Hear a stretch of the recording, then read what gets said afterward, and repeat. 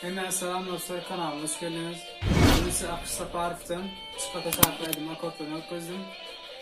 Aydımın orijinal tonu sol minörden gidiyor. Ritmim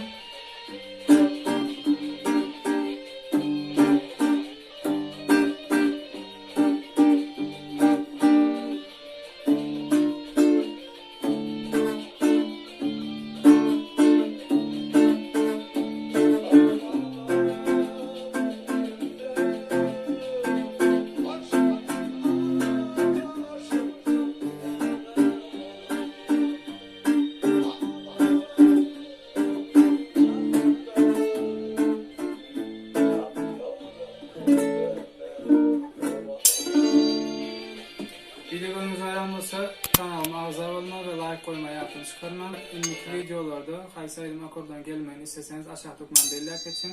İndiki videoları görüşen çek hoş sağ olun.